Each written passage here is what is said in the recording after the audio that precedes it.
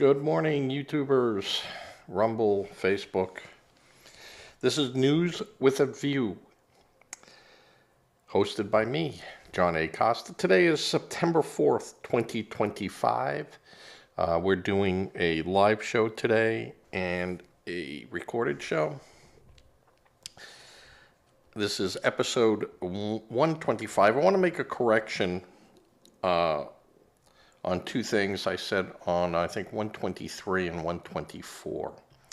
The first correction was Trump's announcement, and I said, oh, I think it's going to be, this, and it was just a defense, moving, changing the status of the Space Force, which is, all right, we saved $400 million according to Trump, but yeah, who knows? Was it worth a special announcement? Not so sure. Not so sure. The other little correction I'm going to do, also a little cover story and talk about it, where I said the squad's financial, they all became millionaires and things like that. But I want to go in and clarify that. And I've said before, if I see something that I had spoken about and I did not have all the correct facts to, I am going to go back to it. And I am going to go and say, hey, I think I made a mistake here, or let me just clarify a little bit more on why. So, all right, today's show, Governor Walz. I'm going to tear into him. Chicago crime during Labor Day weekend, of course, that's big news. Tied into that is a Yahoo poll they did about the National Guard and Trump moving them and how no one wants that. And then the fourth thing I will talk about was Representative Omar's financial disclosure. And the fifth thing is to again expand upon the idea that the Trump administration, probably under the direct control of Trump, of course, is actively holding back the list. They don't have, and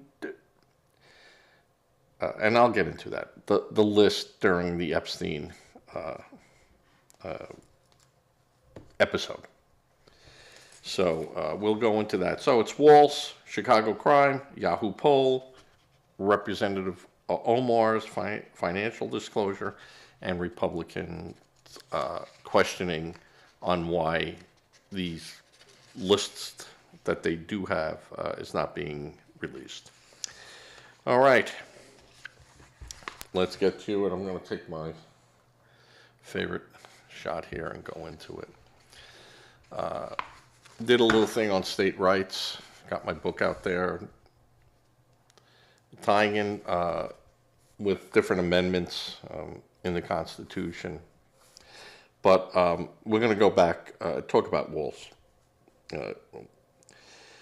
Just days after the murder of 2 children and the wounding of 16 others, adults and children, Governor Tim Walz, Minnesota, makes a joke about rumors and waking up to find that President Trump had died. His comment came days after conspiracy posts falsely claimed Trump had passed away, assertions that were quickly proven false when the president was seen golfing with his granddaughter in Sterling, Virginia. And his comment, you get up in the morning, you doom scroll through things. You woke up the last few days thinking there might be news. Walz said, smiling, just saying, there will be news sometimes. There will be news. Governor Tim Walz drew sharp criticism after joking at a Labor Day picnic that he half expected to wake up to news of President Trump's death. Remarks that drew laughter from his supporters. What an a-hole. He's had 2 major shooting events in his state. Remember the two legislators, Democratic legislators, that were shot by an appointee that Walz had put, that shot these two politicians? And then they have a school shooting at a Catholic school that resulted in the deaths of two children. And he makes jokes about waking up and going in and watching the doom scroll and hoping that he sees Trump's name on it. What? I just can't. I knew this guy was a putz. I knew this guy was a disaster. And that he has no place in politics.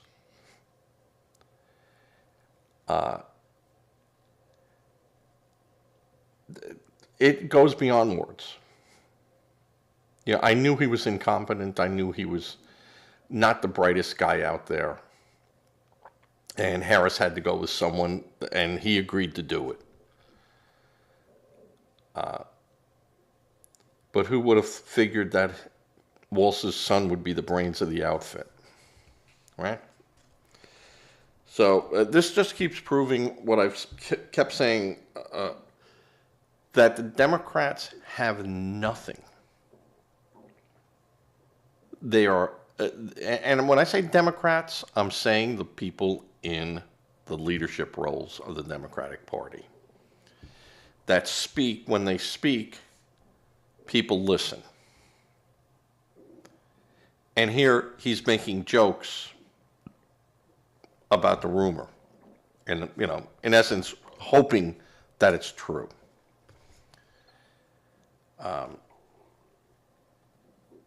And the people all sitting there, yay, yay. This is why in 2026 you will see a defeat of the Democrats that is going to make 2024 look like a day at Disney when all the rides are working right. Just weeks before, Walz had told Democrats it might be time to be a little bit more fierce and to bully the shit out of Trump and bully him back, labeling him a wannabe dictator. Days later, after the assassination of the Minnesota's House Speaker, Melissa Hortman, Walz condemned political violence.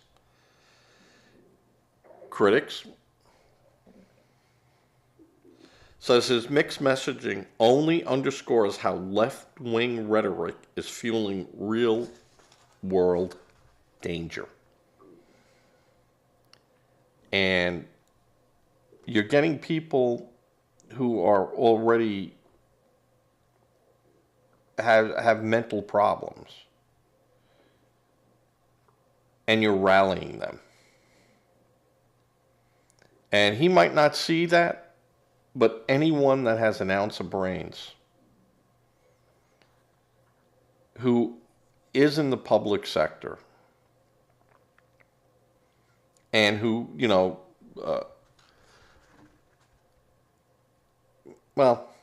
he doesn't respect life. So I'm expecting, to read poetry to a goat and then wait for the goat to respond to the poetry. Not going to happen. This is a guy that thinks terminating a life at 9 months or a live birth abortion is perfectly okay. It goes beyond the pale of common sense. Now, I will take the flip side. We remember when in 2015, maybe it was 2016, then President Trump, President 45, right? Had said something to the fact I could shoot someone on Park Avenue and still be elected. But he wasn't a political person in the sense he was not sitting in an elected official seat. Yeah, I was not happy with him doing that. You know, it's just not the right thing to do. So,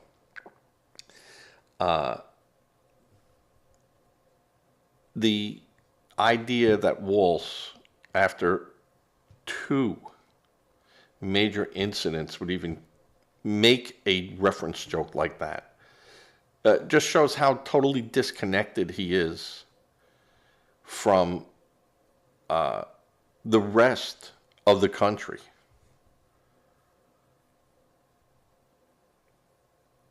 And how, again, the Democrats have nothing they're bringing to the table.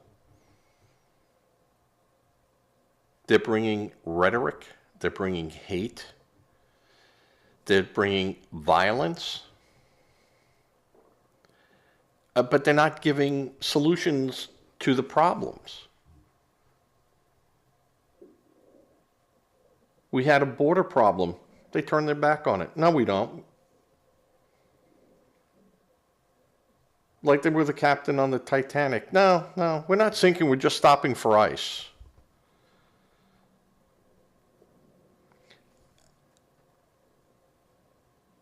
An economic problem. They just didn't address it. They called it, Republican,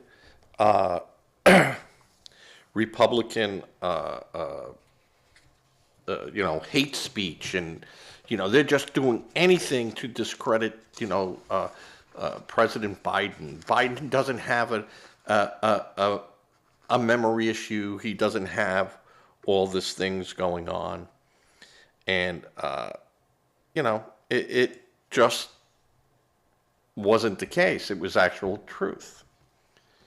So Walsh, again, it's hard to figure out how a person like that will be taken seriously again. And this will all come out, believe me when I tell you folks, all this stuff will come out in the primaries. And, I'm going to touch upon some other things here, but I lost my sheet here. I keep putting it down, my cover sheet, and I really should just push this all to the side. All right, so I spoke 13 minutes about Walsh and his incompetency and his disconnect from what's going on around him. So it's very telling of the Democratic Party. All right, we're going to talk about Chicago crime. 58 shot, 8 dead in Chicago over the Labor Day weekend. Now, normally I would have jumped all over that on Tuesday or Wednesday. Yesterday I did not do a show. Got busy and I just was digesting a lot of this news and going over what I had said on the previous podcast, and was like, I got to make some corrections here. And they'll dive deeper into what I said and how it wasn't completely accurate. It wasn't wrong. It just wasn't completely accurate. So, I know you could say, well, then you were wrong. No.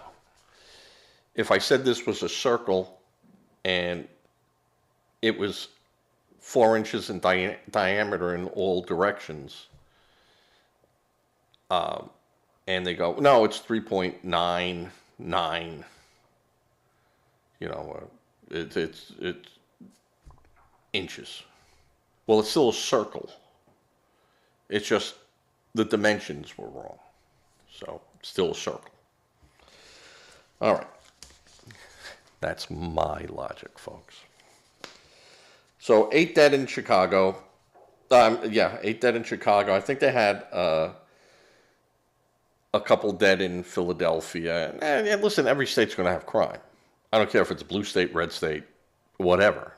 You're going to have crime.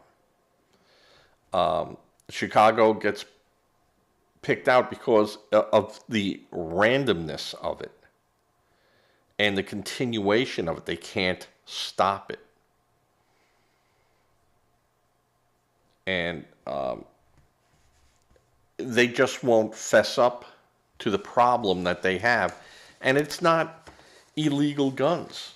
It's not they're going out of state and buying the guns and bringing it in there. It's none of that. It's not. They have the toughest gun law of any city in the nation. It's a problem with the people. And then it's a problem with the government, who won't admit that the problem is with a certain element in the city.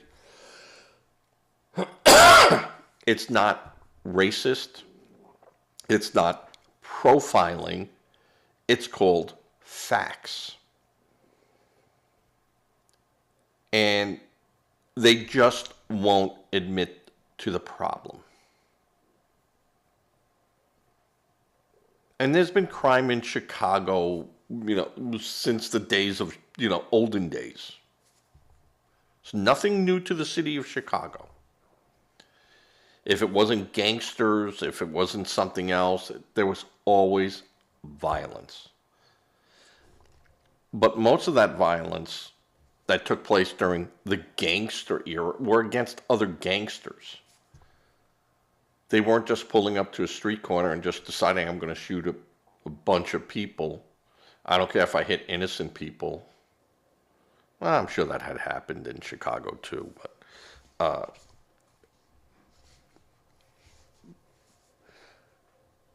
but the crime rate, the murder rate, children being killed on a almost daily basis there, or shot or maimed. That a family, you can't send your kid out to the park because you don't know what's going to happen. Where are the police? Why aren't the police doing what the police should do? Because they're being told not to. That's the problem. And and when they do, they go, you're picking on us because of our color. Well, if the neighborhood is 99 or 90% made up of one ethnic or race, what do you think is going to happen? You think the police are just going to look for the other 10% of the people that are doing crime? No, they're going to look at overall, and if that's the makeup of the community, well, yeah, they're going to get. There's going to be, if they commit crimes, they're going to be arrested. The whole idea of profiling is fine if it's being applied equally. But if you're in a high crime area and you set up police to pull people over who have, remember, the police have to have a reasonable reason to stop you. They just can't say, I don't like the looks of that guy. They have to have a reason. Then once that happens, then, it can escalate. And I do agree with that. I do agree that does happen. Where a police officer will pull someone over and they go, well, you kind of squiggled a line over here. You been drinking? You smell that?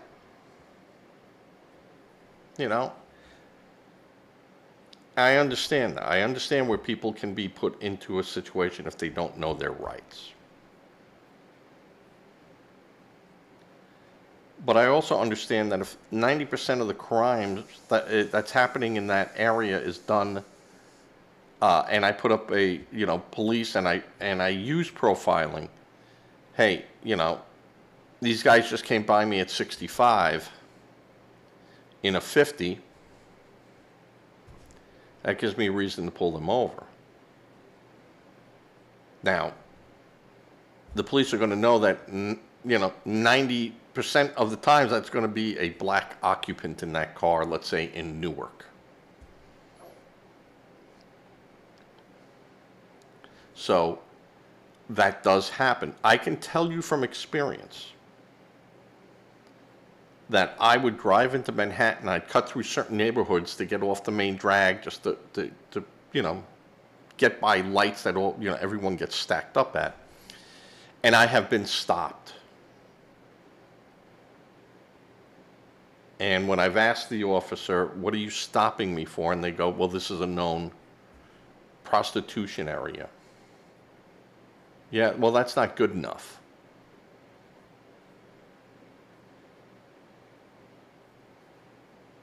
What did I do that the other car in front of me didn't do? Or behind me? Well, where are you going? Where are you coming from? You don't have to answer those questions.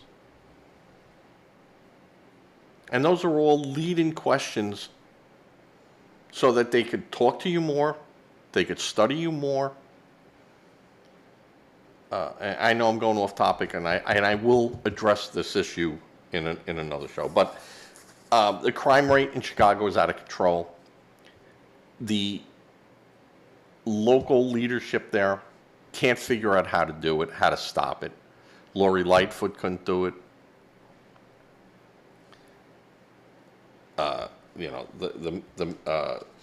Brandon Johnson can't do it. And it's not that they can't do it, they're unwilling to do it. There's the difference. Mayor Johnson refuses to do it. He will not admit, because they have a more than competent police force. And the only reason he's screaming about Trump coming in there is because it will expose the whole failure of the administrations under the Democrats to rein in the crime. And it's difficult now to get the facts on these cities because of the reporting process has been so skewed. And every city has their, or every state or every whatever, they have their own bar in reporting these incidents of crime. I mean, murder is murder. There's no way they can not report that. But they can decide what's a crime and what is not a crime. And then that shows, well, look, crime rate has gone down. Yeah, well, okay, you had 2 less murders last year. Yes. Or 8 or 12 less murders. Because you probably took those people that commit those murders and took them off the street, maybe. Or those people fled, and they're not killing anyone anymore in that city. They're somewhere else killing someone. Or they took off and they never caught the guy. Or the gal. I'm not going to say them. But, so that statistical reporting, could be skewed very, it can be skewed. And that goes for red states too. It's just not blue states. So it's hard to find it on any given date. You can, but it's very subjective, and I'm sure there's an easy way to pull it up when you go to FBI crime statistic, but that's being reported. I need the state data. I need to count it. And the best way to look at that is you got to go and find out what the news is saying. 6 people shot here. on this date.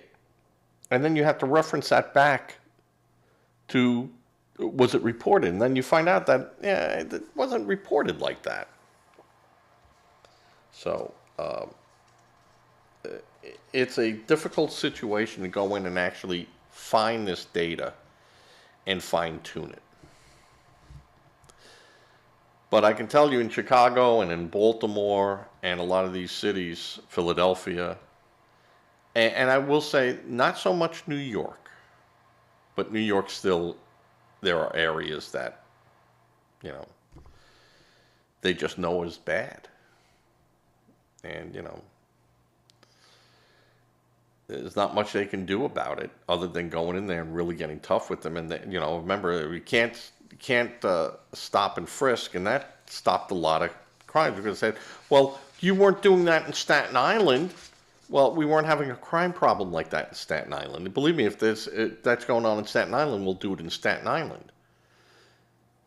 But I don't have to quid pro quo searching and dealing in a high crime area. You know, you got a bulge underneath your shirt or your, you know, I can see the gun. You know, and you're near a school, and that says I'm allowed to, you know, ask you. And if you start acting hinky, that gives me probable cause to go, if I'm a police officer, to go further in my detaining you. And I'll go into all that. Now, with that tied in, Yahoo YouGov poll, they did show just 37% of Americans said they would approve the president sending soldiers to other major cities after D.C. And it was what I call like an unqualified question. Almost like, so when you hit your wife, I don't hit my wife. What are you talking about? You know, but I'm asking you this question. I'm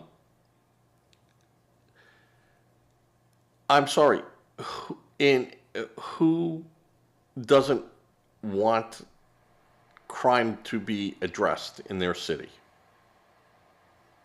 other than the criminals not wanting it addressed?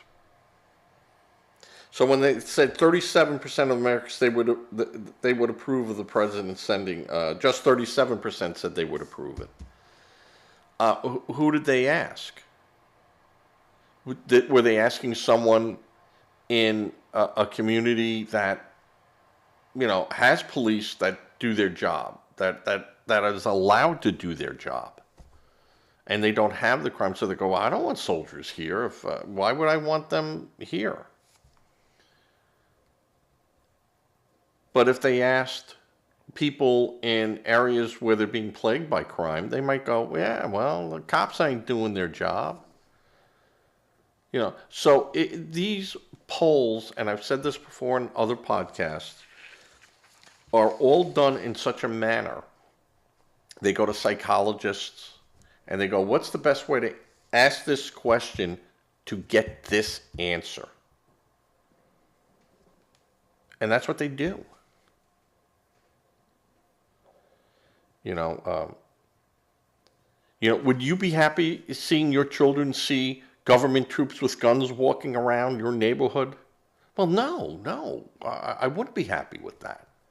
Well, okay, well, there's your, 60% of the people that we ask that question to don't want the military in their neighborhood. So you see how those questions can be framed to solicit the answers that they want. So, now, of course, there are district judges that are now saying that Trump's use of the military, using, the 1878 Posse Comitatus Act, which really was the ability for, let's say, a sheriff to appoint able-bodied people to deputize them, and then also to bring in, you could be conscripted. Really, what that really meant. But in this case, he's using National Guard troops to come in, and normally, a governor can request National Guard to be brought into their state and can ask other states adjoining, connected border states, their governors for permission to ask their National Guard to come in and to assist their National Guard. And on very rare occasions, the president can send in federal troops, which was done before. It's been done numerous times. In this case, President Trump said that he was exercising that this is an invasion, and in essence, an insurrection, and that if the government is not representing the people and the laws, and following the laws of their state and following the laws of the United States, well, and they're willfully doing it, that could be a problem. I think that the Posse Comitatus Act prohibits the president from employing the armed forces to participate in domestic, unless there's a domestic problem, and the one is insurrection is underway. This was in response. This law was actually in response after Reconstruction, after the Civil War, or as they say here in the South, the War of Northern Aggression, where if the government, federal government, felt that local government was acting in a manner that was threatening the sovereignty of that state's connection into the Union, yeah, we could send troops in there. We could squash you like a bug. It's limited in scope, and 90% of the time when it was used, it was with the approval of the local government. The only time it was not was during the civil rights movement in Alabama and Mississippi, and where forced desegregation of the schools, and the local politicians, remember Wallace, then we're not going to have this, and the government came in and said, no, we're doing this because that's what the Constitution says, and you'll follow the Constitution. The argument is being made and fought with these local governments under state rights under the 10th Amendment, where states can't be forced to follow the laws of the government, which is a real misrepresentation of what that really meant. Because really in the 10th Amendment, where they discuss that, the federal government has the power that is inherent to the government. Akin to, you give Caesar what is due Caesar's, and you give God what is due God.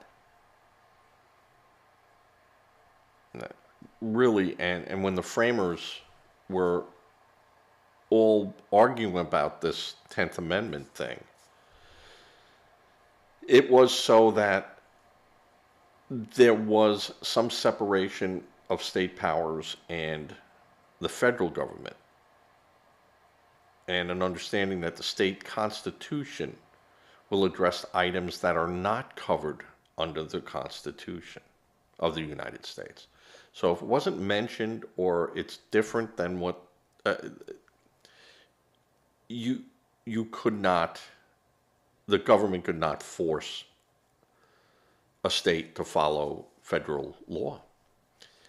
Now, we know that that's not the case.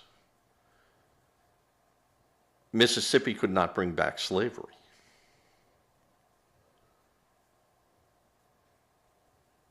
New York could not make murder legal. So we know from a basis point what is and what isn't allowed. And that 10th Amendment was saying, in essence, that if it's not guaranteed by the government, then state rights take over. And that is exactly what Roe v. Wade was. The state legislators for their states, because it is not a guaranteed constitutional protection, abortion, the states could decide on their own. And their laws on their citizens can vary from state to state. The argument being with Roe v. Wade under the 10th Amendment, too, is that if I'm a person that lives in a state where all abortions are banned, or it's very limited in scope, and I go to a state where it goes abortions for everyone, and I have an abortion there, and then come back to my state and they go, you went to that state for an abortion. You violated our laws.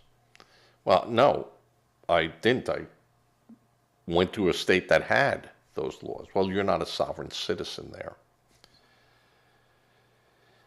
So the question then goes to the federal government. How can states recognize the laws of other states? And they do that like with motor vehicle, but those are regulations, they're reciprocal. But when it comes to some of these, items, it gets very cloudy. It gets very cloudy. I think the 10th Amendment, we know that the EPA can go in and do things. Now, states had EPAs, environmental protection agencies, that, go, well, I know what the federal government said, that, these are the standards. But in our state, we have a much higher standard. So now what happens? A company like Exxon goes, hey, I met the standard set up by the federal government. I distribute nationwide. My fuel is nationwide.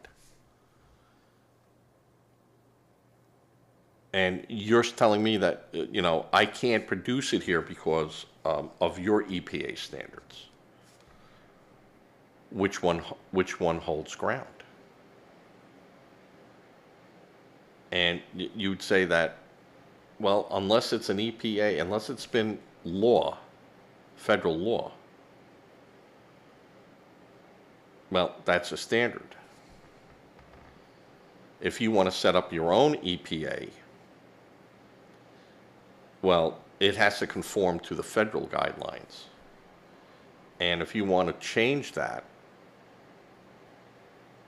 then that becomes a problem, because who has the final say on that?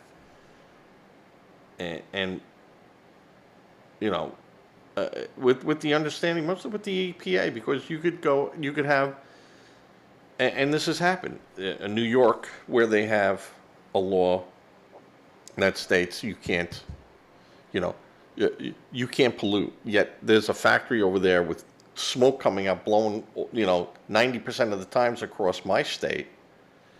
And all right, you're polluting me, but you're in a state that allows it, and it's hitting me. The same thing with water, and So these are truly legal arguments that needed to be pounded out in the courts, and some of it has, and some states don't like it. So other states love it.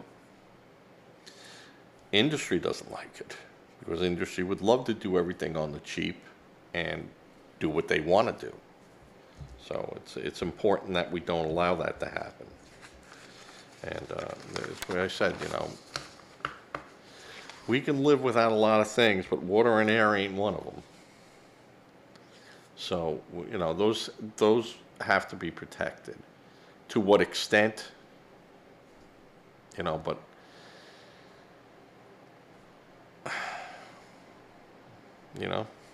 if the states elect legislators that are,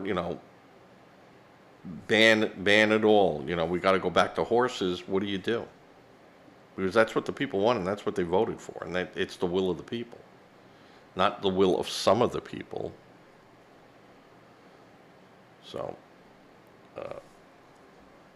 that's what's going on with that. And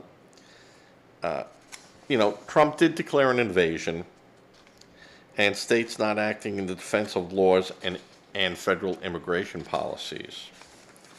And the states are saying, we don't have to assist you in providing any services that impugn any legal persons, we don't have to help you with that. That's your problem.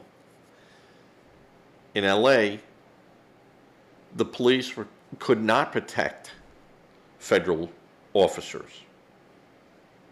and Trump sent in the military. They weren't arresting people, they were handing them over to the police. They were protecting federal buildings and federal forces, policing actions, protecting those agents. And LA said, well, we didn't ask for that. And guess what? You don't have to ask for it.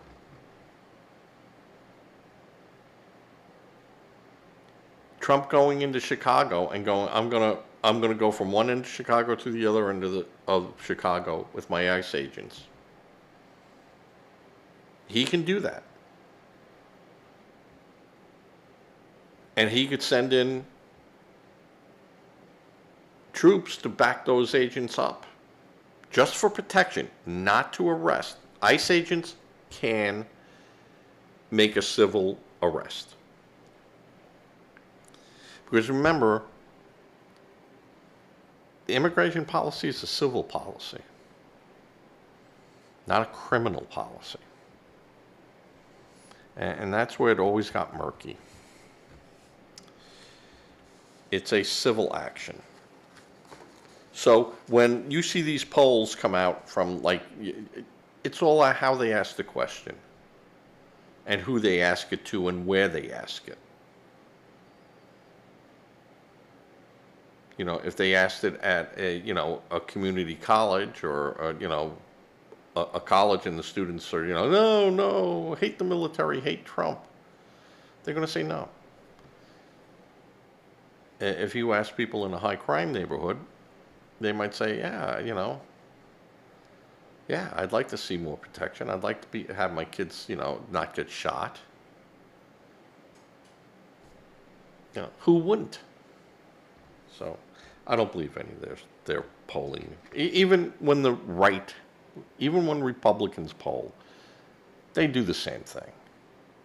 They go to psychology. How do I ask this question to solicit this answer? And that's what they do. So this isn't the man in the street type of thing. This is all, they got real good at knowing what questions to ask to get the answer they need. All right. Now, I had said something the other day about Omar and the squad, and not necessarily Omar, but just the squad. All, their net worth has gone up since getting into politics. And people jumped all over Omar because Omar's net worth jumped from below zero to $30 million since joining Congress. And that is a true statement. But when I started looking down on the breakdown of what she was reporting, well, figures always lie and liars always figure. But she answered correctly to the best of her knowledge. And while somewhat, it's a factual statement, that statement needs clarification. And if you use 2019 filings that she did, you'd see that she had like a negative net worth. She owed more money than she had, which is,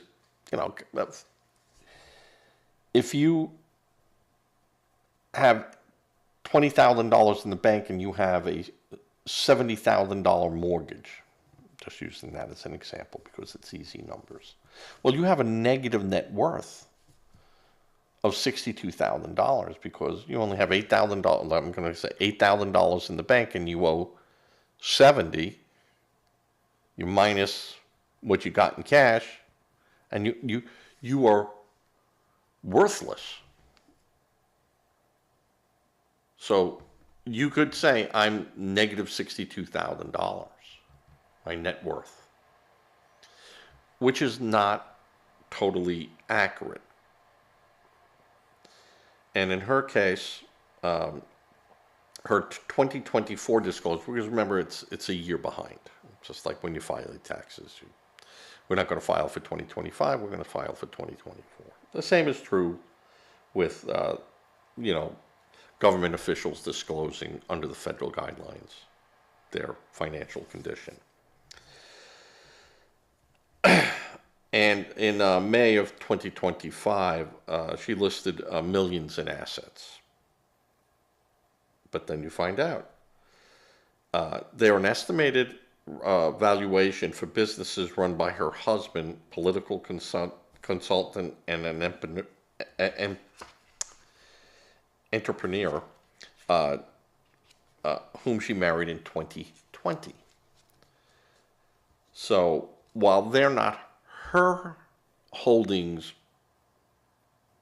in essence, it is the corporation that they have that her husband controls, and as such, she can have access to the money made by those endeavors, which is perfectly legal, as long as she's not taking money from the business directly. But if he's taking the money and go, hey, I made, $2 million, and that's what my company made, and that's what they paid me, well, she has access to that $2 million.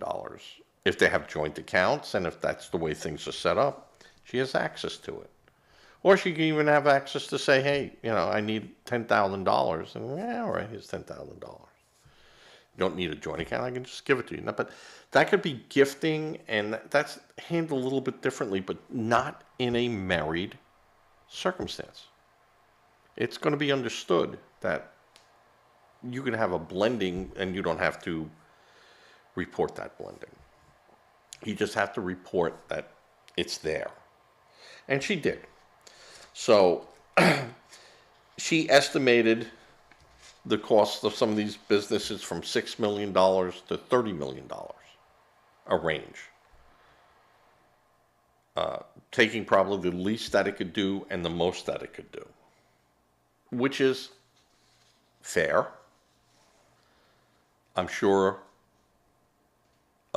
she did not file anything differently than anyone else files under those circumstances. And no one from ethics committees or anyone has, even said to look at it to go, yeah, this kind of looks funny. She listed her personal debt correctly. She owns school loans, she owns credit cards, and where she said anywhere from $1,000 to $15,000 she might owe. Well, because that's her credit line, and that I can owe that. If I did this on this date and you wanted a snapshot of that date, all right, I owed $3,500, but the next day I charged $10,000. And while she can charge her travel and everything like that and then get reimbursed back, that number can go up and down. So giving an estimate like that is perfectly legitimate, because you had minimum and you had a maximum. That's all. That's all. So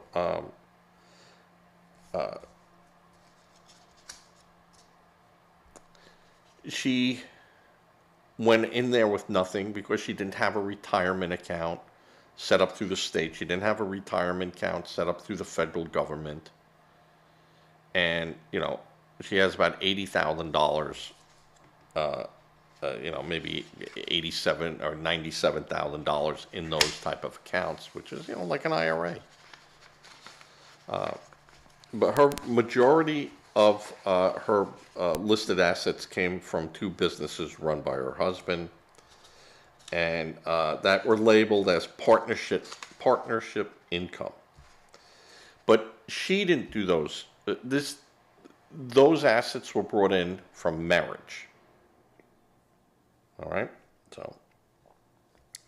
so it was wines, at between $1 million and $5 million, and a venture capital management company, Rose Lake Capital, was valued between $5 million and $25 million. Now that's pretty steep. But, I don't know, if they borrow money to buy businesses and sell them and stuff. So again, today it might be $5 million, tomorrow it might be $20 million. So we don't know. But if you're asking me, this is the most I think we're going to do that we have done that historically I can show. Maybe it could be more. I don't know. And if we have to amend the filing, we'll do it as prescribed by what the government says that they need to do. I think they only got to file every year. You don't have to file when you have material changes. Not that I know of. So,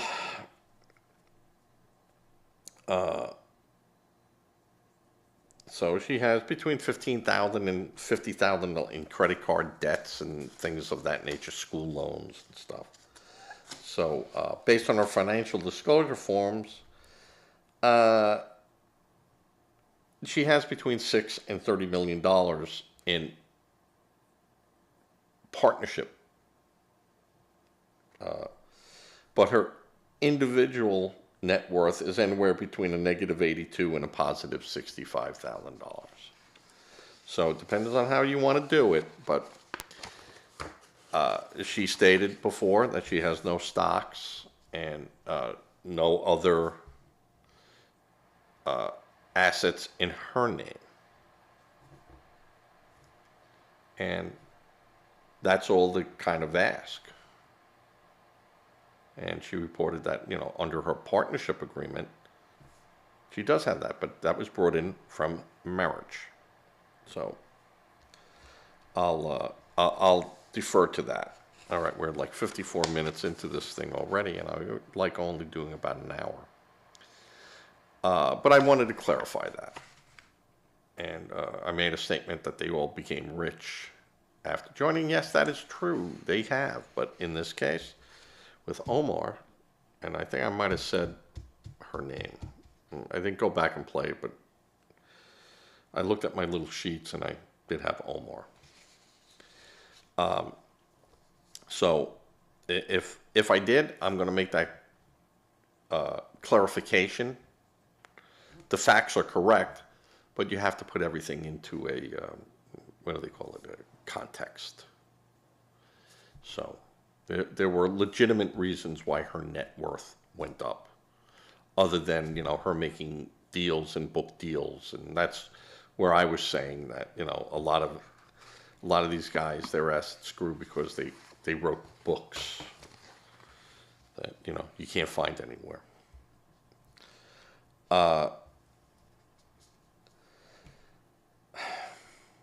The Epstein stuff, again, this is a continuation of the story the other day. The media's fascination with it, and the left's, liberals and Democrats' fascination with it.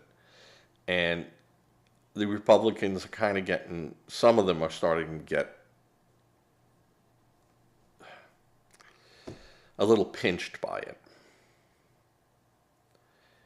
And several congressional Republicans are going against the wishes of President Donald Trump with calls for more clarity on the administration's handling of Jeffrey Epstein's scandal ramping up, a move seen by White House as a very hostile act. Well, yeah, well, tough.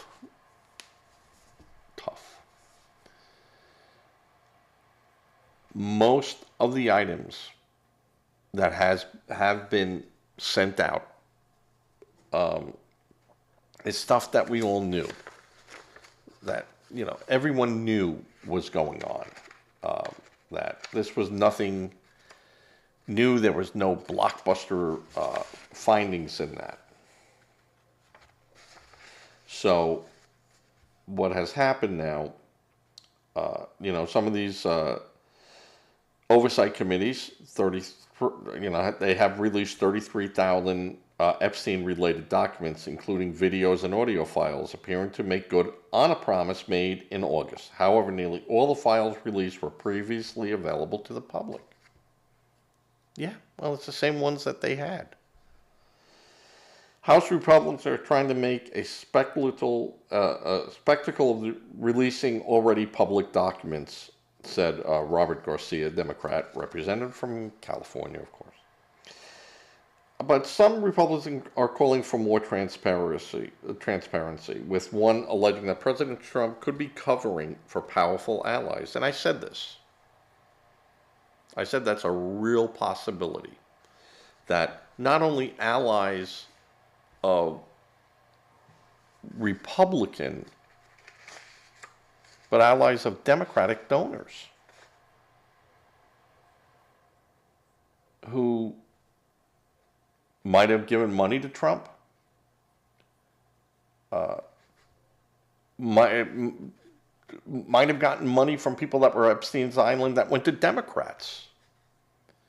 And Trump could be sitting back and, he goes, I don't want to have guilt by association. And then you have the people say, well, just release the stuff that's harmful to this person. That and the problem with that is they go, well, what about that guy? Well, he didn't do it. Well, how do we know? So release it all. And this is the problem. How do you minimize the collateral damage to other people who all had ties to Epstein? Bill Clinton. And you don't think Bill Clinton didn't have Democratic friends that were associated with Epstein? He was a procurer. He put people together. Did he have entertainment? Yeah, he had entertainment. The women that are crying, abuse and all that, were long-term participants in Epstein's follies. I would say that if I was one of those women, or a lawyer for one, I'd be suing each other also. Why didn't you go to the police and report all this? Why didn't you do this? You didn't protect me when you knew this was going on and I was there. And who saw what? Who's witnessing any wrongdoing there?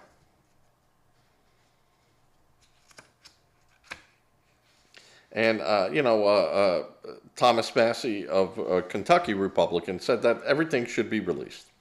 I think the best way to clear President Trump's name is to release all the files. President Trump's name wasn't on there other than, what is known to be on there. His association ended with him, according to everyone. Now, we can all speculate and say, well, if there was anything bad there, wouldn't Biden have used it against Trump? Well, maybe not. Because if there were bad things in there about other Democrats that are still there, and donors that are still there, well, that could be bad for business for all of us. And best to just keep it under lock and key with the Department of Justice and say this is an ongoing investigation. We can't talk about it. Now, with Maxwell being locked up and no report of any other, according to the federal government and Department of Justice from both administrations, this is done. It's over. Now it's all civil. Nothing to do with us. We did what we needed to do. And again, if that's the case, why not release all the documents? Now, the government can go in there and go, listen, we got some of this information from people under agreements with the government, informants,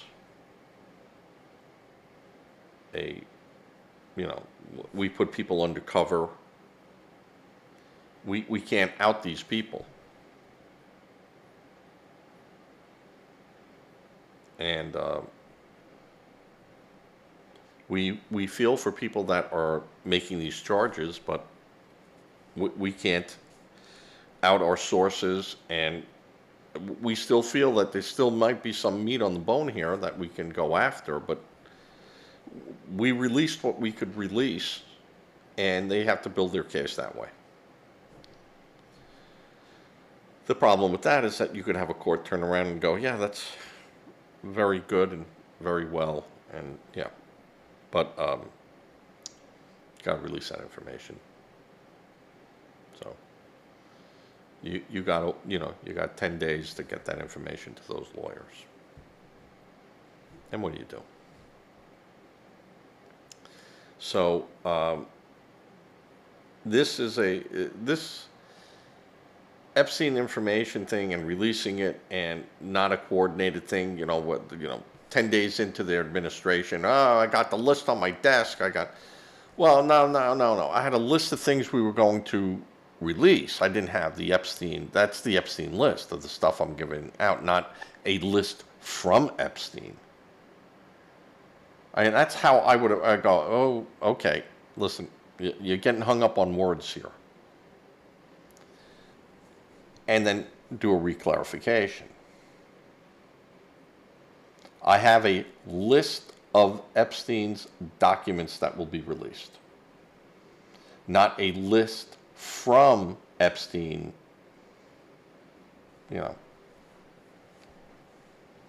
There is no list. There is no black book. We have a Department of Justice things where we put names on it, but that's not Epstein's list, that's our list. And we still have ongoing investigations going with that, so you're not getting that list. We can't put that out there because these people might not know we're doing an investigation on them. And they could have done that. It was handled so poorly. So poorly. And now, my opinion is releasing a list will only disrupt those persons who did nothing wrong or knew of anything wrongdoing going on. Guilt by association is my guess, but the idea that the administration is worried about people on the naughty list are also political allies or donors is a real fact. It is something that a conspiracy theorist could bring up to say, hey, are there names out there that they just don't want brought to the light of day? And are they going to sit with Democrats to go, hey guys, see these names? These are your colleagues. They might not have done anything wrong. They just went to the island or had interactions that we picked up with Epstein. Dinners, meetings, phone calls. But as far as we know, they haven't done anything wrong. But if we release this, they're going to be just dragged into the mud. And here's our guys on this list. They're going to be dragged down into the mud. Now, we know that these people didn't do anything wrong. We have nothing on these people. They're clean. But they're going to be splattered with mud. It's going to hurt you guys. It's going to hurt us. It's going to hurt the whole playing field here.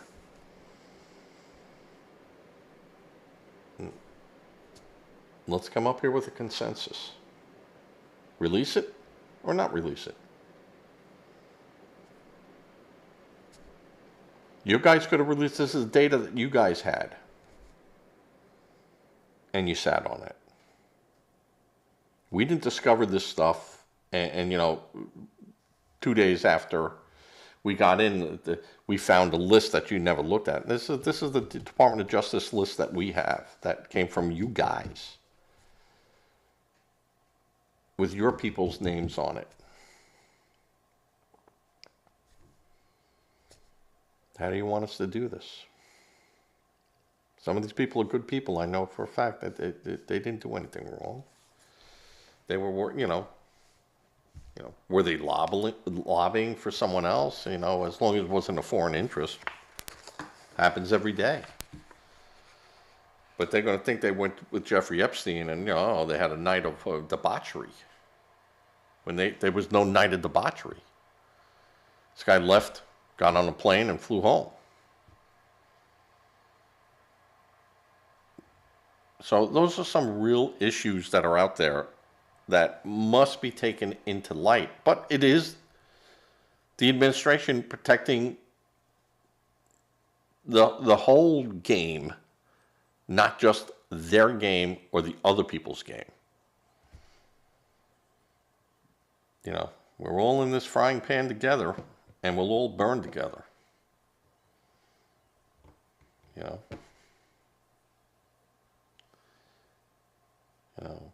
We win or we all hang together. How do you want to do it? You tell me. If you want this to go on, you got to start steering your people this way, and I got to start steering my people this way. We agree? Good, this is done. But I want a consensus right now. Because we got business to do. Tell me how you want to handle this business. All right, with that, I'm going to say later I'm going to get the show out as soon as possible. It's over an hour and 10 minutes now. Coming up on an hour and 10 minutes. By the time I'm done editing, it'll be about an hour and 10, probably an hour and 11 minutes. Give to a charity if you can give. Make sure it is a real charity and you don't become a victim helping victims. Give to a food bank. They need more than just food. Check with your local food bank on what they need and help. Help in what you can. Say a prayer. Prayer does work. And for everyone else, I'm going to say be safe. Have a good a uh, uh, a good day. If you are not a subscriber to this channel, please subscribe. It's it's non-monetized. I don't get nothing. I'm not looking to get anything. It's just helps me then go with the live. I can actually go live instead of it just going out there and then I got to put it out and do it. I think I need a total of 50 new subscribers in the next 3 months that then I can go and start being live. So, all right, with that, I appreciate it. Everyone be safe, and I'll catch you later as I fade to black.